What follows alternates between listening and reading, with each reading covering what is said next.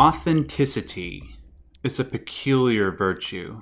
In this day and age, in the era of digital misinformation, we collectively proclaim our desire for authenticity like the biblical Job crying out to God. Yet, perversely, our actions seem to suggest that we support inauthenticity at the same time. Worse yet, we do it consciously. When we listen to our journalistic outlets, when we watch our political debates, the objective truth is only the stated goal. Most of us know, deep down, that our political and cultural elites don't care about objectivity. But when the opportunity arises to effectively condemn those in power, we fail to carry out our duty. That collective silence points to a primitive, underground truth, one that we may not say out loud, but is evident in our actions and rhetoric. The fact is, most people don't really care about the truth. We only care about who can play the lie best. Whoever plays the lie best will, supposedly, enact our respective partisan viewpoint, and at the end of the day, that's all that matters. As long as our side wins, as long as our ideological worldview is protected or advanced, the unethical means that were used to do so are justified. But those in power cannot risk being openly caught in a lie, for that would jeopardize their hold of power. They have to set the stage, build their sets, choose their actors, conduct the orchestra, and those who do it best will receive the greatest share of our money. For the next video in this retrospective series, we will examine not only the tragedies of inauthenticity, but the tragedies of authenticity. More often than not, the authentic are the ones who suffer for their virtue. In the worst cases, the suffering of the virtuous will end in death, and their sacrifice will never receive a proper standing ovation. Instead of giving praise to those who toil away in order to construct a scene, it is the scene itself that we applaud. Scene is the central one-word theme for Metal Gear Solid 3. The general consensus seems to be that MGS3 is the best game in the series, and in my opinion, it is because of the game's exposition of that theme. The theme allows for a more intuitive, emotional experience of the Metal Gear Solid universe, compared to the previous games that were focused more on the intellectual side of things. The theme is omnipresent, penetrating the lives of every character. Each hero and villain is forced to ask themselves if they can be co-conspirators in a scene, in a grand lie, while also maintaining some semblance of virtue. The answer to that question is not certain, but it is strongly hinted that the only way to participate in the lie and remain authentic is if you are willing to die for your belief. If you don't, you might live to see yourself become the villain. After the end of World War II, the world was split into two, East and West. This marked the beginning of the era called the Cold War.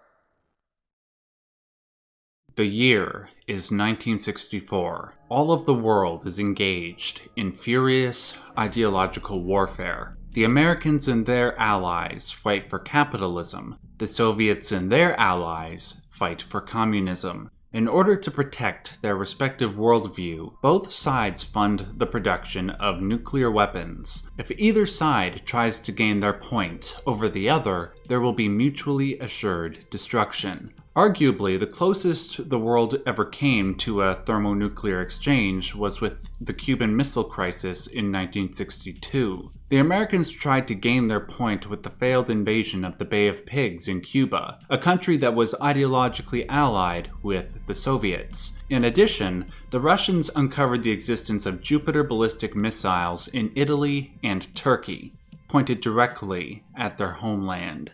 In response to this, the Soviet leader at the time, Nikita Khrushchev, brokered a deal with the leader of Cuba, Fidel Castro. This deal involved the placement of several nuclear weapons on the island to deter any future invasion by the Americans. When President John F. Kennedy and his administration discovered that the Soviets were funneling nuclear missiles to the Cubans, the aforementioned crisis began. The Americans could not allow the Soviets to gain territory, and the Soviets could not accept defeat. The only mutual desire at the time was to avoid having the world end in apocalyptic fire. Thankfully, cooler heads prevailed during this crisis. Both Khrushchev and Kennedy came to an agreement. The Soviets agreed to dismantle all nuclear weapons in Cuba in exchange for the US agreeing to never invade Cuba again, and also to dismantle all of their Jupiter ballistic missiles in Turkey. That was the official story. In the Metal Gear Solid universe, all the details of this story are the same, save for one. The missiles in Turkey were supposedly obsolete, and the Americans were going to get rid of them anyway. The missiles served as a convincing cover story that would obscure the truth. In exchange for removing missiles from Cuba, the Soviets requested that the Americans give up a Soviet defector, a rocket scientist named Sokolov. Sokolov built missiles for the Soviet Union prior to the Cuban Missile Crisis, but due to a crisis of conscience, he wanted to defect to America. Though he succeeded, the Soviets demanded his return in order to avoid the aforementioned nuclear exchange. For the greater good, the Americans agreed. The Soviets needed Sokolov because he was integral to the Soviet military program.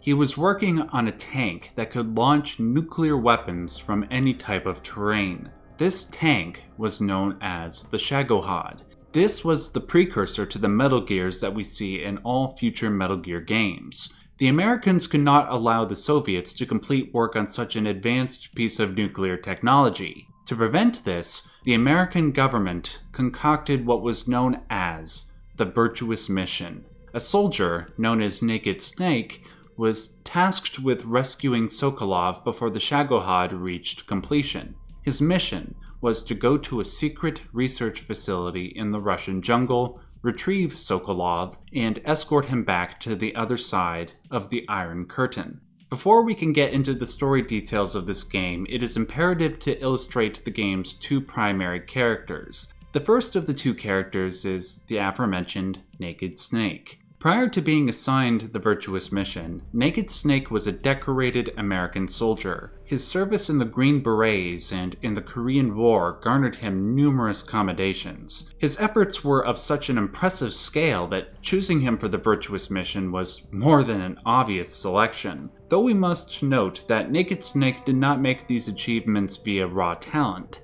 He learned them from somebody who arguably possessed even greater experience and skill. This is the second primary character. Her name is the Boss. Her achievements on the battlefield were so legendary, so awe-inspiring to all who learned about her, that only a codename like the Boss would suffice. In the altered history of the Metal Gear Solid saga, the Boss was largely responsible for the West's greatest military successes. During World War II, at the Battle of Stalingrad, she assembled a team of soldiers known as the Cobra Unit. It was thanks to the many special operations carried out by the Cobras that the Allied forces won the war. She was responsible for the development of the Halo Jump, a method of delivering military personnel from incredibly high altitudes. She participated in a very real NASA project known as Project Mercury, which intended to put a human being into Earth's orbit. She was the first American in space, though of course this is also unofficial history. These are only a few of her grand achievements, of which there are too many to explain in detail. For now, we will focus on what is arguably her greatest achievement, her apprenticeship with Naked Snake. In 1951, both Snake and the Boss were involved with atomic testing in the Nevada desert. After having learned of Snake's similar life experiences to hers and noticing his raw talent, she decided to take him on as a disciple. For almost a decade, The boss taught Snake all of the techniques she knew, allowing him to become a small legend in his own right. It was through this rigorous training that Naked Snake developed a strong relationship with the boss, one that went beyond the normal categories of friend, lover, or surrogate mother. They both gave one another a transcendent meaning to strive for, to become the best kind of individual via a combination of hard work and spirit. Regrettably, this sacred union was broken off suddenly when the boss was assigned a top-secret mission by the president. Snake never heard from her again until August 24th, 1964, the date of the virtuous mission.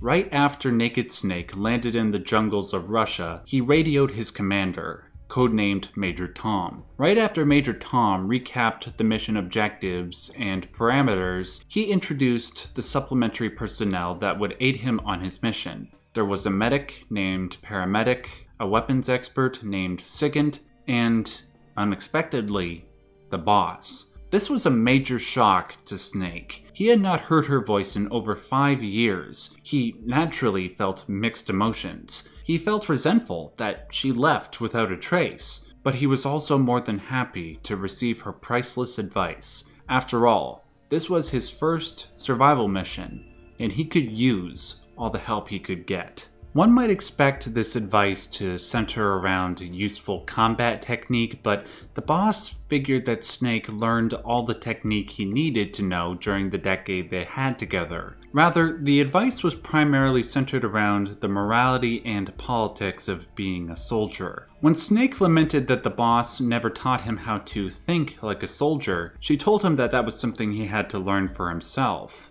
However, she did communicate a few principles to guide him through that experience. She claims that soldiers cannot be corrupted by their conscience. A soldier is a political tool and nothing more. It is not a soldier's place to question the decisions of their superiors. They must develop a relative morality to mirror the constantly shifting morality of the times. To quote her directly, "Yesterday's good might be tomorrow's evil. The only objective thing that the soldier should believe in is the mission."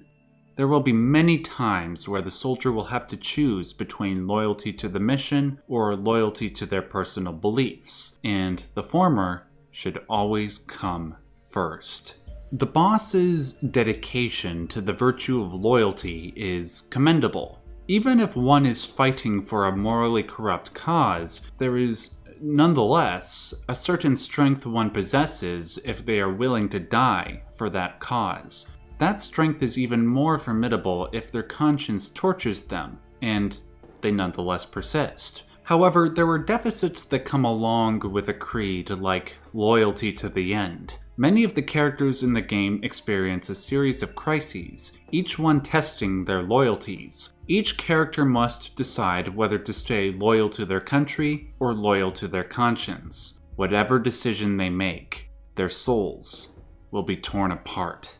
In respect to Naked Snake, he experiences a tremendous personal crisis early on. In the first hour of the game, Snake swiftly finds Sokolov and begins to escort him back to safety. On his way to the recovery point, they come to a buoyant, unsafe rope bridge. As they cross, a soft mist covers their path. From the mist emerges the person he least expected to see: the boss. From both her hands, she drops 2 recoilless nuclear warheads onto the trembling rope bridge. Before Snake and Sokolov can fully compose themselves, the boss makes a shocking revelation. She has chosen to defect to the Soviet Union, along with the Cobra unit. She is gifting these 2 warheads to her new hosts, along with Sokolov. Though Snake could have easily been defeated by the Cobra unit, the boss disarms Snake herself. Moreover, she breaks his arm and throws him off the rope bridge into the rushing rapids below. It is with this betrayal that we find what is, in my opinion, the game's second greatest example of the scene theme. The greatest will come at the end.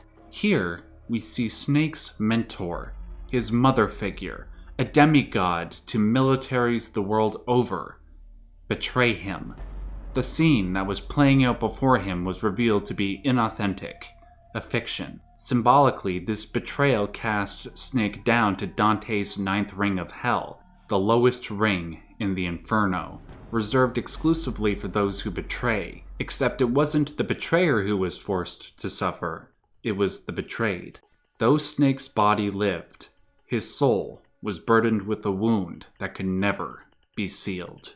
When the boss boarded the helicopter, the Soviets that she was with had an immediate problem to deal with. Around this time, Chairman Khrushchev was fighting to maintain power over his government. His recently failed agricultural policies and his push to maintain peace with the West made him unpopular with not only his political opposition, but his own military. He was hoping to use Sokolov's work on the Shagohod to regain his lost popularity, but unfortunately, members of Khrushchev's opposition seized Sokolov and the Shagohod for themselves. The Russian soldiers that were guarding Sokolov when Snake initially rescued him were not sympathetic to Khrushchev's opposition. They were working for him. If they were to be left alive, they would tell their dear leader what his opposition had done. This could not be allowed. One of the primary antagonists of the game, a Soviet GRU colonel known as Volgin, knew exactly what to do. He took one of the nuclear warheads given to him by the boss and used it on the facility that Sokolov was working at, wiping out any trace of this operation and murdering his countrymen. Worse yet, he was able to blame this nuclear explosion on Snake and his unit. After all, the plane that Snake and his team were on at the beginning of the game was picked up by Soviet radar. This clearly was brought to the attention of Chairman Khrushchev, and Khrushchev clearly made his displeasure known to then-President Lyndon B. Johnson. During a private phone call between Johnson and Khrushchev, Johnson did his best to convince Khrushchev about the truth of the situation, that the explosion was the responsibility of the boss and Volgin. Though Khrushchev still wanted to pursue his policy of peaceful coexistence with the West, he also didn't want to continuously lose his grip on power within his government and with his military. In order to remedy the situation, Khrushchev demanded that Johnson provide him with some proof that the explosion wasn't America's fault. If the American government failed in providing this proof, World War III would be imminent. A new operation was quickly concocted in order to appease the Russian government. To avoid Armageddon, Snake was tasked with returning to the Russian jungle, finding his former mentor, and killing her. This operation was codenamed Snake Eater.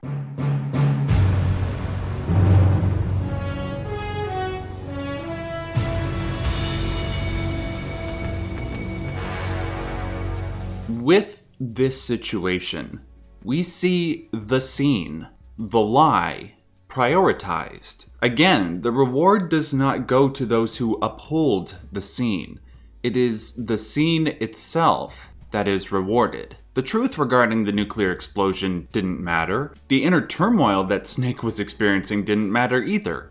What mattered were the optics. It's an incomprehensibly unfair, dirty situation, but for the sake of protecting billions of lives, it's a trip through hell that had to be made.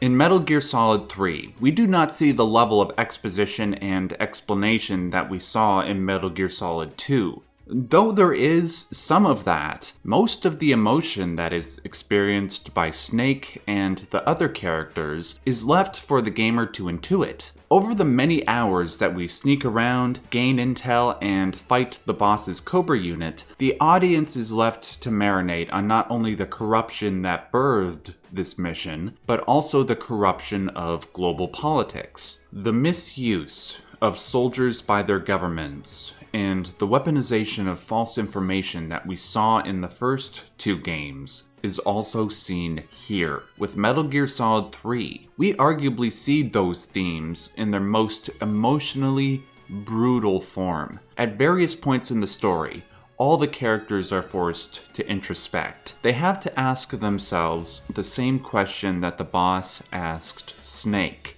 Are you loyal to your country or your conscience? And depending on your choice, are you ready to accept the consequences? We will examine the choice that Snake ultimately makes, but before I do, I would be remiss if I do not mention two of the game's most important secondary characters. We'll start with Major Ocelot. Ocelot is the same Ocelot that we discussed in Metal Gear Solid 1 and 2. Before Ocelot became the pseudo-double agent that we see in the first two games, Ocelot's military career started in Soviet Russia. He worked alongside Colonel Volgin and the rest of Khrushchev's opposition. At first, we see an Ocelot that appears to be a Russian patriot. He abides by communist ideology and loves his countrymen, even when they disagree. He was the ideal soldier. However, his loyalties were tested early on in the game. When Volgin nuked Sokolov's research facility, along with Khrushchev's guards, Ocelot protested.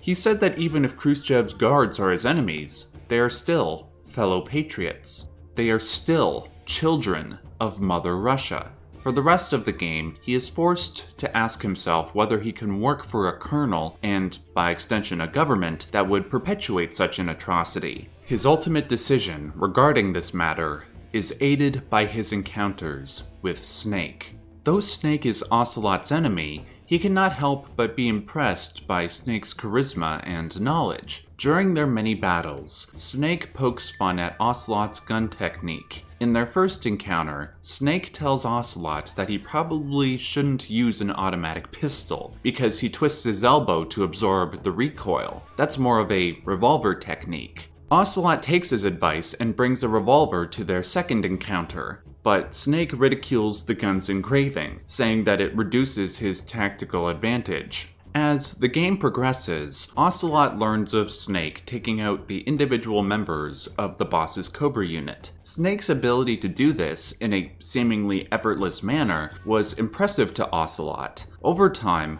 Ocelot's morals are revealed. The thing he values is not blind partisanship. Rather, it's the accomplishments of individuals. Snake is unlike any soldier that Ocelot has ever encountered. Moreover, though he is an enemy, he has felt more fulfilled learning from him and fighting him than anywhere else in his life. For the rest of the series, we will see Ocelot shift his allegiance away from governments and toward Snake, but that will be something that will have to be saved for Metal Gear Solid 4 and 5. The other secondary character I wish to spotlight is Eva. In many ways, Eva is a mirror image of Ocelot. She is a pseudo-double agent who claims to be aiding the Americans and the Soviets. She acts as a mole within Colonel Volgin's faction, supplying Snake with information on the Cobra unit, the Shagohod, and more. Most importantly though, Eva's loyalties also evolve during her encounters with Naked Snake. Though Ocelot idolizes Naked Snake in the game and for the rest of the series, his morality tends to be self-centered.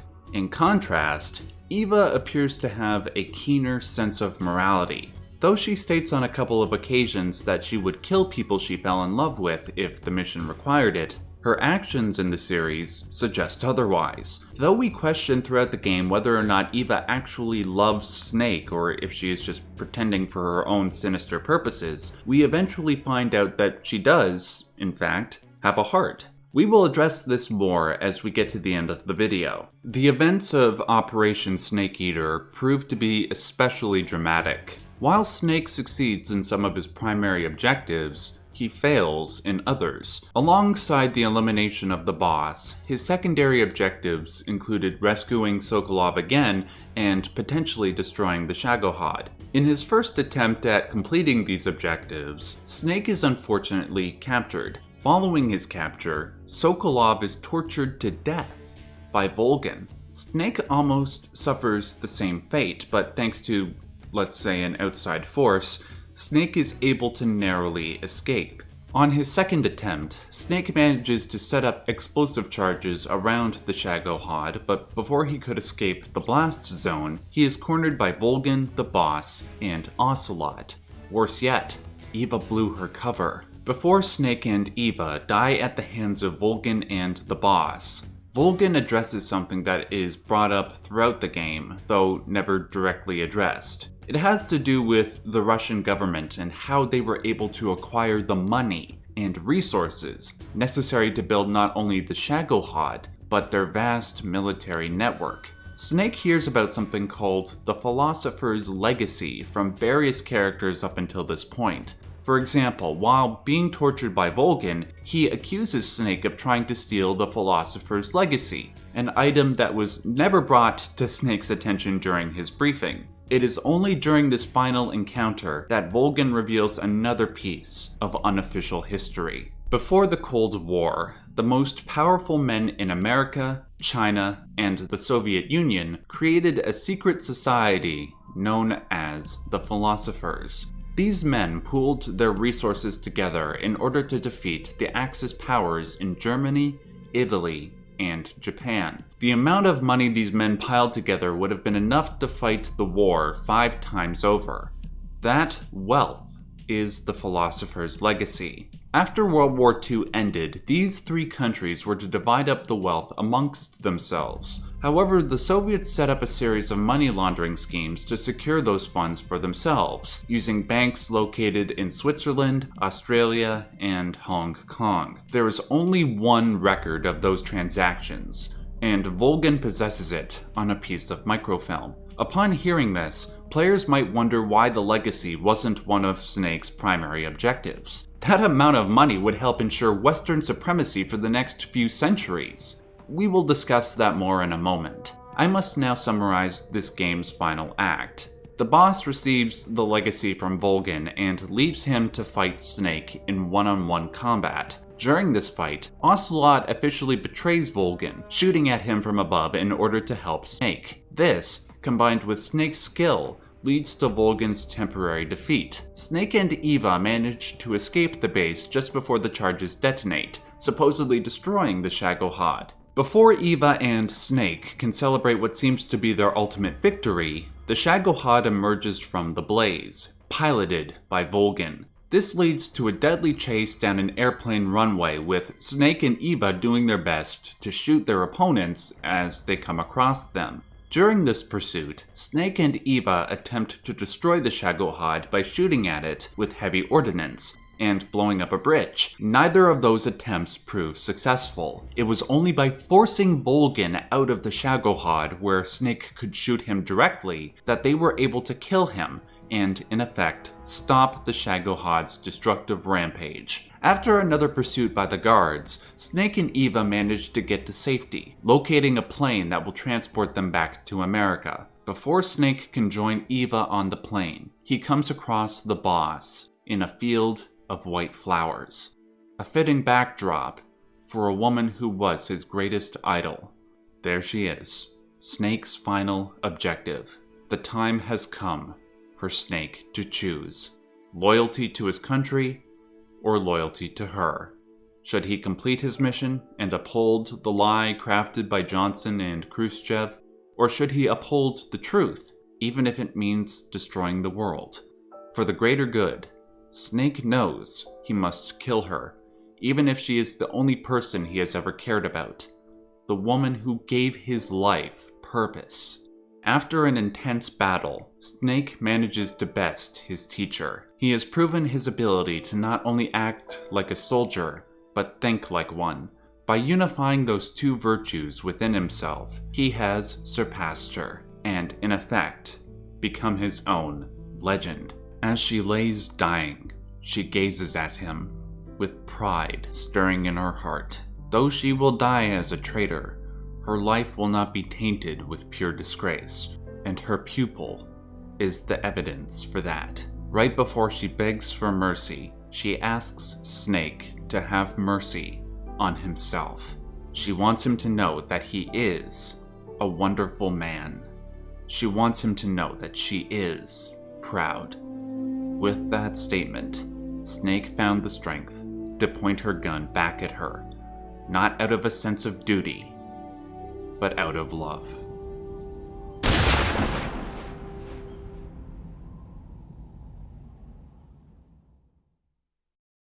As As the game ends, with Snake and Eva sharing drinks at a secret lodge in Alaska, the player hopes for a Hollywood ending. The player hopes that Snake has made peace with what he had to do, that Snake will deliver the Philosopher's legacy to the Americans, and that he and Eva will live happily ever after.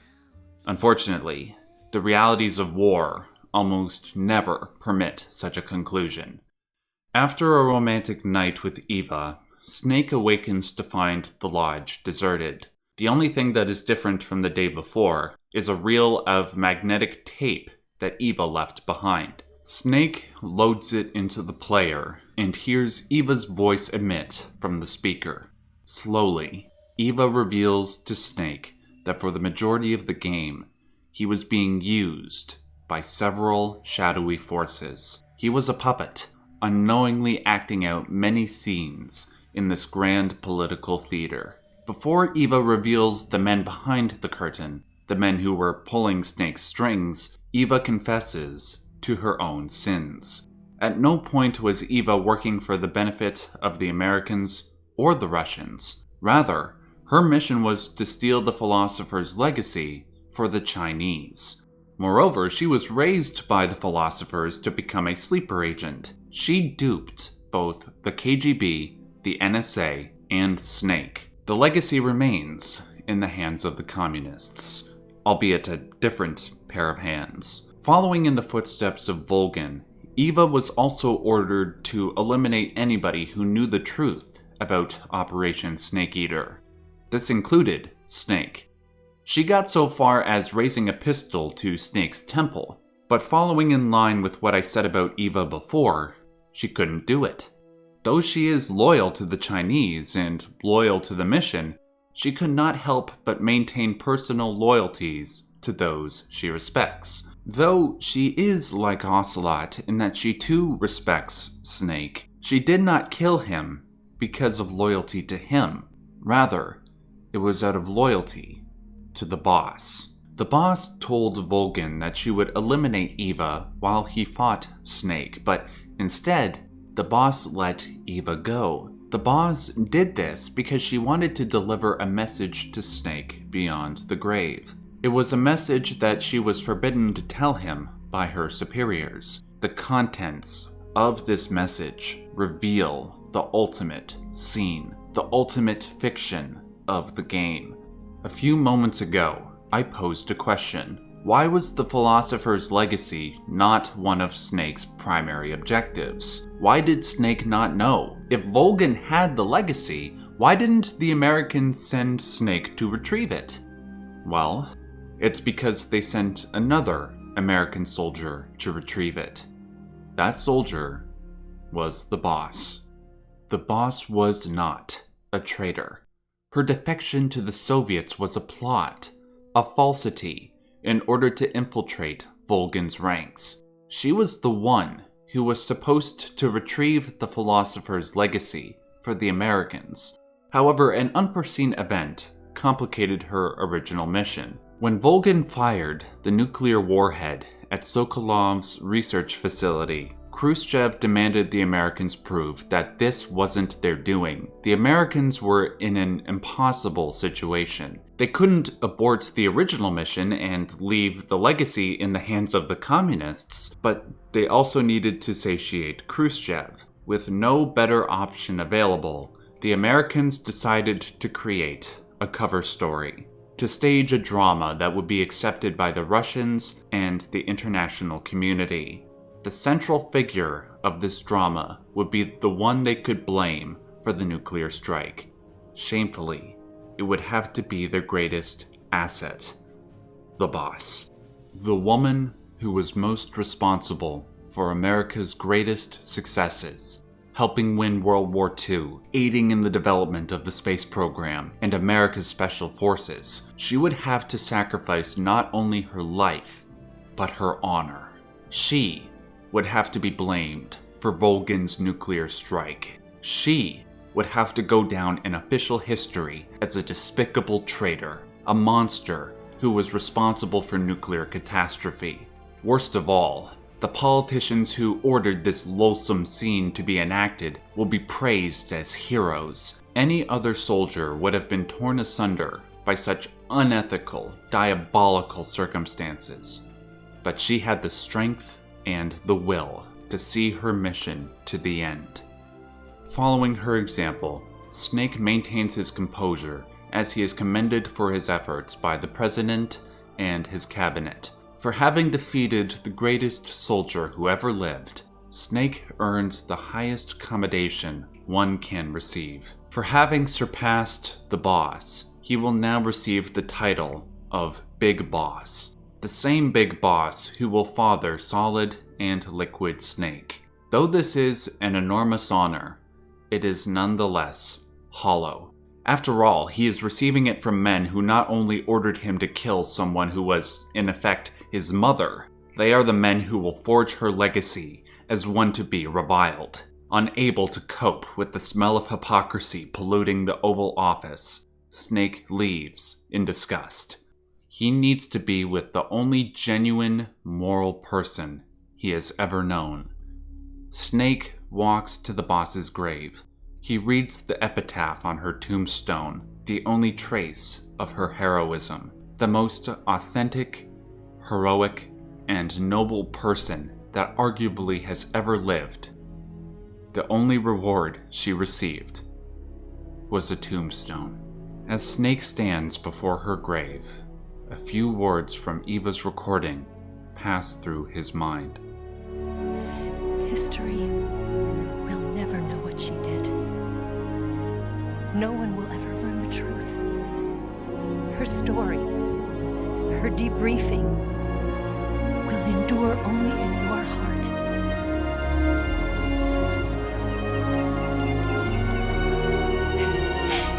Everything she did for her country. She sacrificed her life and her honor for her native land.